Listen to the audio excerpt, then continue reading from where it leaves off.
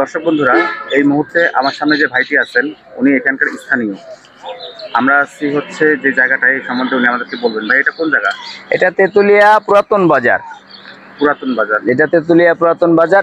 এখান থেকে তেতুলিয়ার মানে বর্ডার, একদম বর্ডারে নতুন। এটা পুরাতন বাজার, এটা পাকিস্তান পিরিয়ডের বাজার, ব্রিটিশ আমলের বাজার ধরতে বললে ব্রিটিশ আমলের বাজার। তো এখানের পর এই বাজারের নদীর কিনারের থেকে এর পরের থেকে হলো ইন্ডিয়া, পুরোপুরি ইন্ডিয়া। আমরা একবারে ইন্ডিয়ার অতি কাছে আছি, একদম বর্ডারে বাস করি, থাকি এখানে।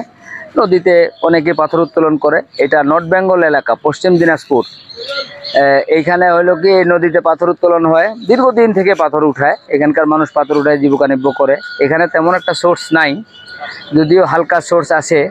পাথর টাথর উঠাইয়া রিক্সা ভ্যান চালাই আমরা চলতেছি। এখানে তেমন মিল ফ্যাক্টরি কলকারখানা কিছুই নেই। যাই হোক এখানে তারপরেও কাঞ্চনজঙ্ঘা দেখার জন্য কিংবা দার্জিলিংয়ের পাহাড় দেখার জন্য বিভিন্ন জায়গা থেকে মানুষ এখানে আসে। তাদেরকে আমরা বিভিন্ন জায়গায় চা বাগান টাগান এলাকাটাতে ঘুরে ঘুরে দেখাই।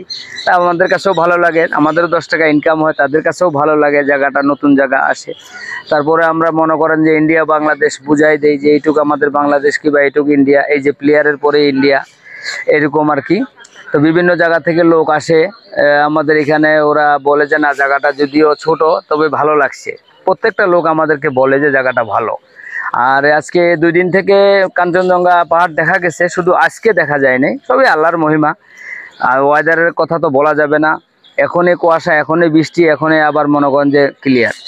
তো নীল আকাশ হইলেই কাঞ্চনজঙ্ঘা দেখা যায়। তো আজকে নীল আকাশে কিছু হালকা মেঘ আছে, যার কারণে এই বরফের পাহাড়, যার কারণে আজকে একটু ঘোলাট দেখে দেখা যায় নাই।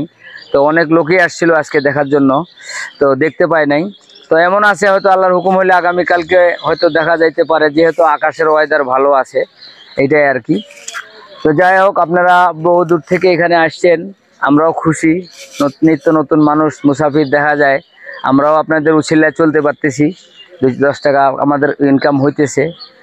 তা আপনারা এই জায়গাতে আসলে আমরা খুশি হই। যে যদিও তেঁতুলিয়াতে কিছু নাই, তারপরেও মনে করেন যে মানুষ আসে, যে মনে করেন যে খারাপ বলে তাও না, দেখার জায়গাটা মনে করেন বর্ডার সাইড হিসাবে অনেক ভালো।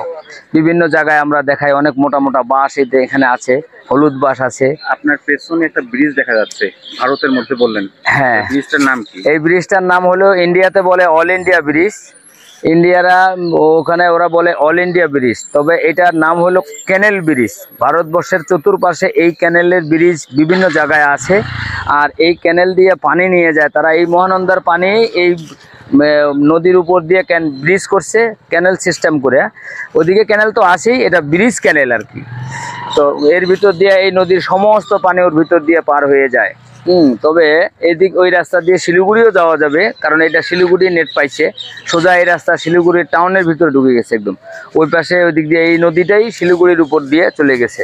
তবে এই রাস্তা কেন, এই ব্রিজের উপর দিয়ে যদি আপনি হেঁটেও যান, তাও আপনি শিলিগুড়ি পর্যন্ত যাইতে পারবেন। এই জন্য অনেকেই বলে শিলিগুড়ি ব্রিজ, আসলে শিলিগুড়ি ব্রিজ নয়, এটা হলো ক্যানেল ব্রিজ, নদীর উপর একটা ক্যানেল ব্রিজ।